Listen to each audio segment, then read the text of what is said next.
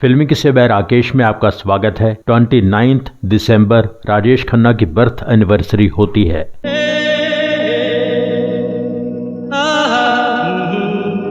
राजेश खन्ना के बारे में कई एपिसोड्स इस चैनल पर बने हुए हैं। उनकी प्लेलिस्ट आपको इस एपिसोड के अंत में नजर आएगी, वहां से आप वो एपिसोड्स देख सकते हैं। आज के एपिसोड में काका के बारे में कुछ स्पेशल, कुछ सिलेक्टिव इन्फॉर्मेशन आपके साथ शेयर करेंगे। राजेश खन्ना से जुड़ी इन खट्टी मीठी यादों की जानकारी यासिर उस्मान की बुक से ली गई है। Rajesh Khanna, the untold story of India's first superstar.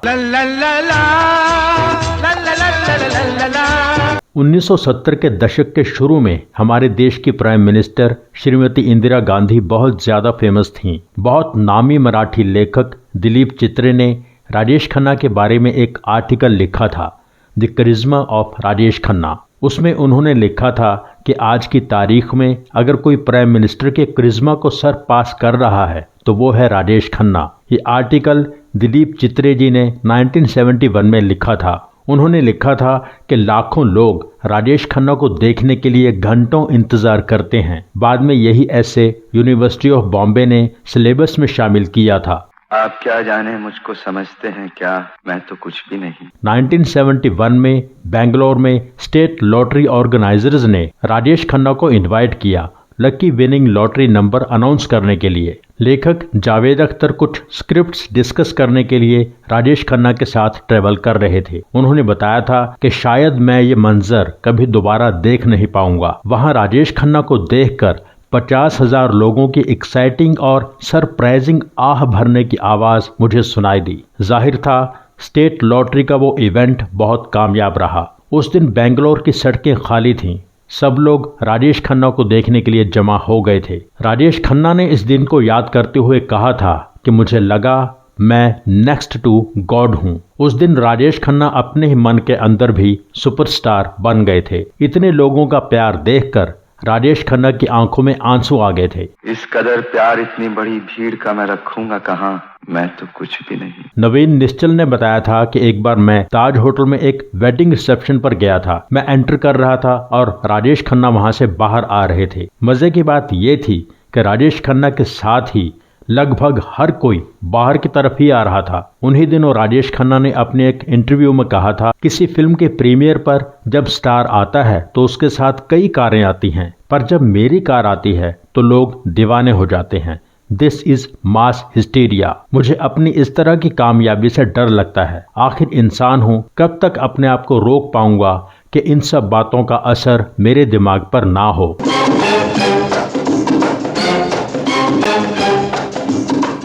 Rajesh Khanna ने सही कहा था। आखिर कब तक रोक पाते। ऐसी बेमिसाल सफलता का असर उन पर होना शुरू हो गया था। ऐसा लगने लगा था कि असल जिंदगी में भी वो एक सुपरस्टार राजेश खन्ना का किरदार निभा रहे हैं। पॉलिटिशियन अमर सिंह ने बताया था कि मैं उन दिनों कलकत्ता में था। मुझे अभी भी याद है मैंने उनकी कौन सी फिल्म किस सिनेमा हॉल में देखी थी। मैंने ये सब अपनी आंखों से देखा है कि कैसे लड़कियां राजेश खन्ना की फिल्म देखने के लिए तैयार होकर जाती थीं। कुछ तो पार्लर जाके तैयार होती थीं, जैसे राजेश खन्ना की फिल्म देखने नहीं, उसके साथ डेट पर जा रही हों।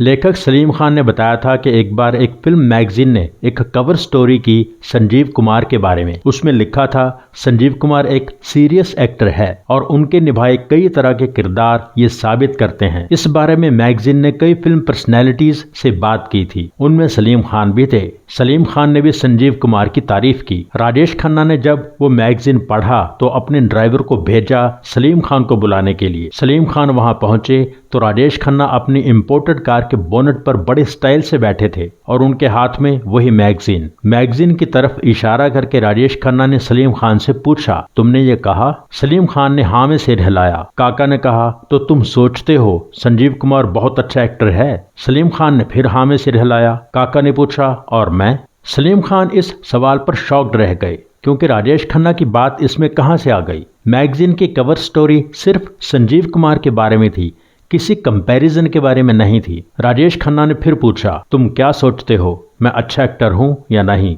सलीम खान ने कहा, आप भी अच्छे एक्टर हैं। अगर मैगजीन आपके बारे में मुझसे पूछेगा तो मैं आपके बारे में यही कहूंगा। राजेश खन्ना ने सलीम खान की तरफ देखा, फिर मैगजीन की तरफ देखा, फिर अपनी कार के बोनट से उतरे और स्माइल करते हुए बिना सलीम खान को बाय कहे अंदर चले गए। सलीम खान पजल से खड़े रहे, फिर अपने घर लौट आए। सलीम खान ने बताया था कि हमारा घर पास ही था, इसलिए अक्सर मिलना हो ही जाता था। पर इस इंसिडेंट के बाद लगभग 6 महीने तक राजेश खन्ना ने मेरे साथ कोई बात नहीं की थी। सलीम खान ने कहा था कि राजेश खन्ना ऐसा भगवान था जो तुमसे पूरी श्रद्धा चाहता था। ऐसा ना हो कि तुम अपना भगवान बदल दो।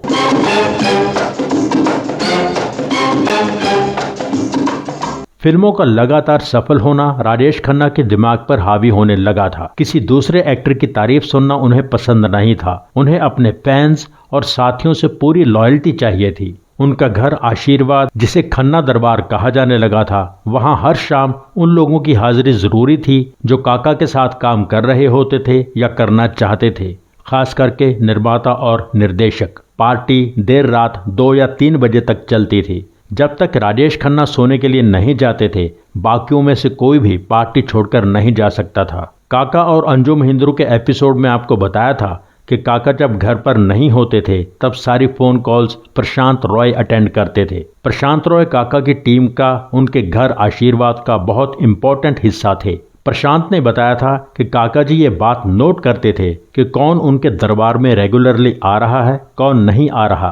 कोई इंपॉर्टेंट पर्सन कई दिन तक अगर ना आए तो काका कहते थे वो कई दिन से नहीं आया, इतना बिजी है क्या। उनके बिजी कहने का मतलब ये होता था कि उस इंसान को मुझसे यानी राजेश खन्ना से ज्यादा इंपॉर्टेंट कोई काम है। उसी समय काका उस इंसान को अपनी बैड बुक्स में शामिल कर लेते थे। प्रशांत के अनुसार शुरू में काका जी के घर बहुत अच्छे लोगों की गैदरिंग होती थी, बहुत क्रिएटिव डिस्कशंस भी होती थी। उनमें होते थे शक्ति सामंत, ऋषिकेश मुखर्जी, सलील चौधरी, सलीम खान, R.D. बर्मन, किशोर कुमार, कभी कभी यश चोपड़ा भी आते थे। इस गैदरिंग में एक तहजीब थी, एक क्लास थी, पर ये लोग अपने अपने कामों में बिजी थे, इसलिए हर रोज काका के यहाँ नहीं आ सकते थे। काका चाहते थे कि मेरे घर हर रोज बैठक हो, मेरे आसपास लोग हों। इस कारण कुछ हल्के लोग उनके पास आने लगे जो सिर्फ काका की हाँ में हाँ मिलाते थे और काका उनके जाल में फंसते चले गए। सावन कुमार ने कहा था कि काका को चमचे बहुत पसंद थे,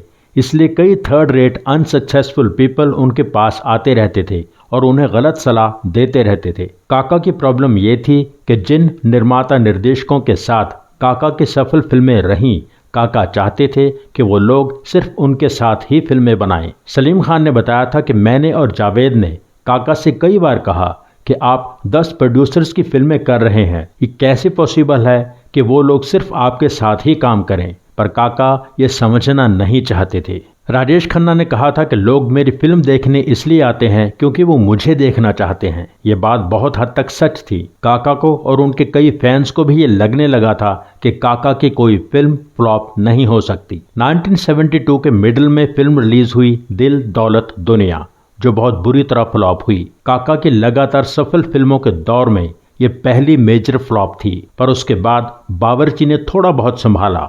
बावर्ची बहुत बड़ी हिट नहीं हुई पर ठीक रही और काका के काम की बहुत तारीफ हुई। बावर्ची ने उन लोगों को गलत साबित कर दिया जिन्हें लगता था कि राजेश खन्ना सिर्फ रोमांटिक रोल्स ही निभा सकते हैं, उसी वजह से चल रहे हैं। Film journalist Ali Peter John ने बावर्ची की शूटिंग के दौरान की बात बताई थी। काका के साथ जया बहादुरी भी काम कर रही थी, हालांकि वो रोमांटिकली पेयर्ड नहीं थे। उन दिनों जया अमिताभ के बहुत करीब थी, जो उस समय स्ट्रगलिंग एक्टर थे। अमिताभ वहां जया से मिलने आते थे। राजेश खन्ना जया से कहते थे, क्यों तुम इस आदमी के साथ घूमती हो, तुम्हारा कुछ नहीं होगा। एक बार इसी तरह अमिताभ जया से मिलने रंजीत स्टूडियो आए। राजेश खन्ना ने उन्हें पूरी तरह इग्नोर किया। ये बात जया को बहुत बुरी लगी। जया ने काका से कहा, एक दिन देखना ये कहाँ होगा और तुम कहाँ होगे। जया ने उस दिन जो कहा, असल में आगे चल के ऐसा ही कुछ हुआ। बावर्ची कंप्लीट होने के बाद जया ने राजेश खन्ना के बारे में कहा था कि मैं इस आदमी के साथ कभी काम नहीं करूंगी जो अपने आप को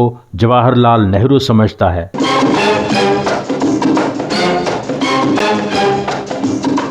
बहरहाल बावर्ची के बाद राजेश खन्ना की फिल्में शहजादा, जोरू का गुलाम और मेरे जीवन साथी रिलीज हुई। तीनों फ्लॉप। मेरे जीवन साथी से सबको बहुत उम्मीदें थीं क्योंकि इसके गाने तब भी हिट थे, आज भी हिट हैं। ऐसे ही गानों ने काका को स्टार बनाया था, इसलिए मेरे जीवन साथी का फ्लॉप होना बहुत बड़ा शौक था। खुद राजेश खन्ना नहीं समझ पा रहे थे कि मेरी 4 फिल्में क्यों नहीं चलीं। राजेश खन्ना की अगली फिल्म आने वाली थी मालिक। काका ने अपनी पूरी टीम लगा दी इस फिल्म को प्रमोट करने में, पर नतीजा वही, मालिक बुरी तरह फ्लॉप हुई। लगातार 5 फ्लॉप ने राजेश खन्ना को हिला दिया था। बहुत बाद में राजेश खन्ना ने कहा था कि जिस तरह मेरी अचानक सक्सेस आई थी उसी तरह फेलियर ऐसा होना ही था, क्योंकि मैं भी हर कोई फिल्म साइन कर रहा था। मैं प्रोड्यूसर्स को मना नहीं कर पा रहा था, इस बात की कीमत मुझे चुकानी पड़ी। राजेश खन्ना ने कहा था कि मेरी फिल्में फ्लॉप हुई हैं, मैं नहीं, मैं अभी भी सुपरस्टार हूं।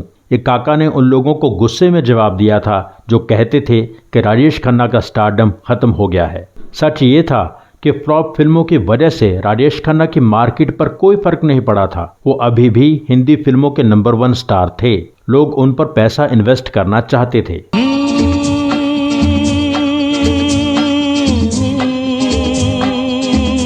राजेश खन्ना से जुड़ी बहुत सी इंटरेस्टिंग बातें हैं, आगे भी आपके साथ शेयर करते रहेंगे। आज का ये स्पेशल एपिसोड यहाँ पूरा करते हैं। इज्जतें, शोहरतें, चाहतें, उल्फतें, कोई भी चीज दुनिया में रहती नहीं। आज मैं हूँ जहाँ कल कोई और था, ये भी एक दौर है, वो भी एक दौर था।